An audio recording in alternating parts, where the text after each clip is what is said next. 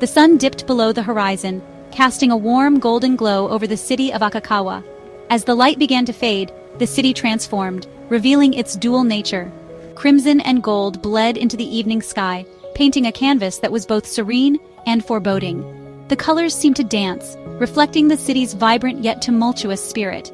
It was a breathtaking spectacle, a moment of pure beauty that masked the underlying tension. The sky's dramatic hues mirrored the city's own contrasts, a blend of peace and chaos. But the beauty held a sharp edge in Akakawa.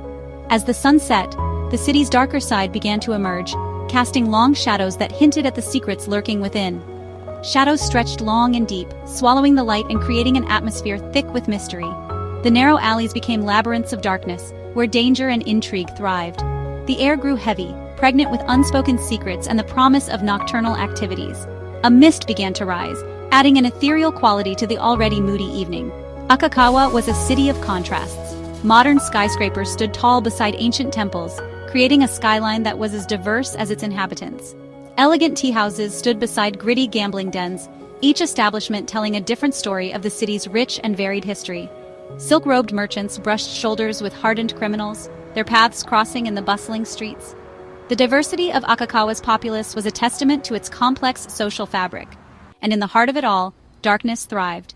The city's underbelly was a world unto itself, where shadows moved with purpose and secrets were currency. The twilight hour was a time of transition, a fleeting moment when the day's mask of normalcy began to slip, revealing the true face of Akakawa. The day's mask of normalcy began to slip, and the city's true nature started to emerge. The fading daylight gave way to the shadows, and the streets took on a different character. This was when the creatures of the night stirred. The alleys and back streets came alive with subtle movements, as shadowy figures began their nocturnal activities. Among them moved a shadow, cloaked in purpose. This figure was not just another denizen of the night. He had a mission, a goal that drove him through the darkness. His name was Kaito Yamato, and he was a phantom, a whisper of vengeance carried on the wind. His presence was felt more than seen, a ghostly figure with a singular focus. He walked towards the heart of the city, his eyes fixed on the looming silhouette of the syndicate's headquarters. Each step was deliberate, each movement calculated, as he prepared to confront the darkness that lay ahead. Kaito moved with the grace of a born hunter. His movements were fluid, almost like a dance, as he navigated the labyrinthine alleys of Akakawa. The city was a maze of shadows and secrets, and Kaito had become a master of both. Each step was silent, purposeful. He had trained himself to be a ghost, unseen and unheard, blending seamlessly into the night. The streets were his hunting ground, and he moved with the precision of a predator stalking its prey. His face, framed by raven hair, was a mask of steely determination. His eyes, dark and intense, held a fire that refused to be extinguished. They were the eyes of a man who had lost everything and had nothing left to lose. But beneath the surface, a maelstrom of emotions churned. Anger, sorrow, guilt. They all fought for dominance within him. He had learned to bury them deep, to keep them hidden, but they were always there, lurking just beneath the surface. The pain of loss was still fresh, a gaping wound in his soul. Every breath he took was a reminder of what he had lost, of the family that had been torn from him. He clutched a small memento, a token of the life he once had, now a symbol of his unending grief. Kaito's family, the victims of a senseless act of violence. They had been his world, his reason for living. Now they were gone, leaving behind only memories and a burning desire for justice. They had been taken from him by the Shadow Syndicate, a ruthless organization that had sunk its claws deep into Akakawa's underbelly. The Syndicate thrived on chaos and fear, and they had left a trail of destruction in their wake. The memory of that fateful night haunted Kaito's dreams. He would wake in a cold sweat, the screams of his loved ones echoing in his ears. The images of that night were seared into his mind, a constant reminder of his failure to protect them. The screams, the blood, the overwhelming sense of helplessness. It was a nightmare he could never escape, a torment that fueled his every waking moment. The weight of his guilt was a heavy burden, but it also gave him purpose. It fueled his desire for vengeance, a burning inferno that consumed him. His path was clear. He would not rest until the Shadow Syndicate was destroyed, until every last one of them had paid for their crimes. He would dismantle the Syndicate piece by piece. Every plan he made, every step he took was a step closer to his goal. He had become a weapon, honed and sharpened by his pain and his rage, and he would start with their leader, the man who had orchestrated his family's demise, Riker. Riker was the embodiment of everything Kaito despised, and he would be the first to fall. The battle for justice had begun, and Kaito would stop at nothing to see it through. The Syndicate's headquarters was an imposing fortress of steel and stone. It loomed over the surrounding buildings, casting a long, oppressive shadow. The building was a symbol of the Syndicate's power, a dark monolith that instilled fear in the hearts of Akakawa's citizens. Within its depths, Riker ruled with an iron fist. He was a man shrouded in mystery, his true face hidden behind an ornate mask. Whispers of his ruthlessness and mastery of dark ninjutsu had spread like wildfire through the criminal underworld. He was a phantom, a boogeyman whispered about in hushed tones. But Kaito knew the truth behind the rumors. Riker was not a myth. He was a monster who had stolen his family from him, and tonight, Kaito would have his revenge. Kaito melted into the darkness, becoming one with the shadows around him. Years of rigorous training had honed his skills to a razor's edge, making him a master. He moved with an almost supernatural fluidity, his movements silent and swift as the wind. He scaled the building with ease, his grip sure and silent like a shadow. His senses were on high alert, scanning for any sign of danger or threat. He bypassed patrolling guards, slipped past pressure plates, and navigated a labyrinthine network of corridors. Each step brought him closer to his target, closer to Riker. His heart pounded in his chest, a drumbeat urging him forward with determination. He would not be deterred. Not tonight. Tonight justice would finally be served. Section 5. Clash of Blades, a Symphony of Steel. Kaito burst through the doors of Riker's inner sanctum, a whirlwind of righteous fury. His heart pounded in his chest, each beat echoing the resolve that had brought him to this moment.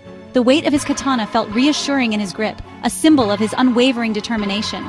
The room was dimly lit, the air thick with the scent of incense and something else. Fear. Shadows danced on the walls, cast by the flickering flames of candles that lined the room. The atmosphere was tense, almost suffocating, as if the very air was charged with the anticipation of the impending clash. Riker turned, his single visible eye widening in surprise. He had not expected Kaito to find him so soon, nor had he anticipated the sheer intensity in the young warrior's gaze. For a brief moment, doubt flickered in his mind. He recovered quickly, a cruel smirk spreading across his face. The doubt vanished, replaced by a cold, calculating confidence. He had faced many challengers before, and he was certain this would be no different. "You have spirit, boy," Riker chuckled, his voice a low growl. The sound was like gravel, rough and mocking. "But spirit alone is no match for true power." Kaito's eyes narrowed, his grip tightening on his katana. "We'll see about that," he replied, his voice steady and filled with conviction. He knew this battle was not just about strength, but about the will to fight for what was right. Their blades clashed in a flurry of sparks. The sound of metal striking metal echoed through the room, a symphony of steel that spoke of their skill and determination. Steel sang against steel, a deadly dance of attack and parry. Each movement was precise, each strike calculated. It was a battle of not just physical prowess, but of wits and strategy. Kaito fought with the ferocity of a cornered animal, each strike fueled by years of pent-up rage and sorrow. His movements were driven by a deep-seated need for justice, a desire to avenge those who had suffered at Riker's hands. Riker, for his part, was a formidable opponent. His experience was evident in every move he made, each one a testament to the countless battles he had fought and won. Years of experience had honed his skills, his movements fluid and precise.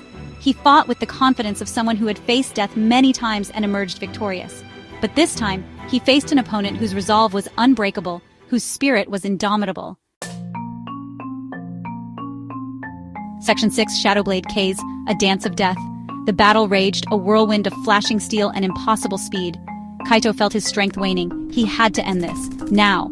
Taking a deep breath, he channeled his inner turmoil, his grief and rage, focusing it into a single, devastating attack.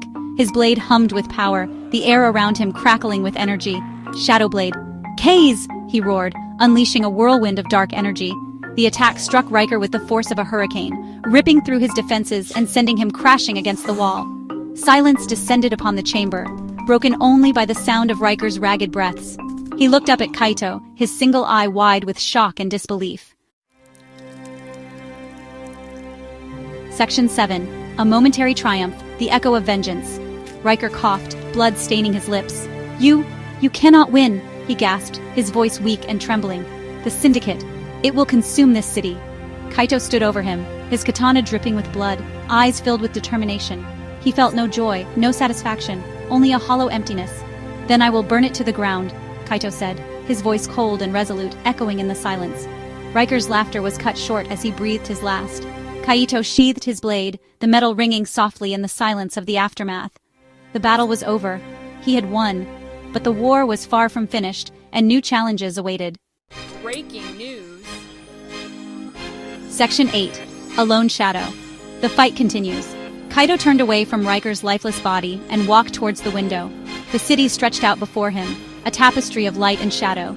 The Syndicate was still out there, its tendrils deeply embedded in Akakawa's underbelly. He had taken his revenge, but it had come at a heavy price. The fight was far from over. Kaito knew that his journey was just beginning. He was alone, a single shadow battling against an ocean of darkness. But he would not falter. He would not rest. Not until Akakawa was free from the grip of the Syndicate. He was Kaito Yamato, the Shadow Blade, and his mission was just beginning.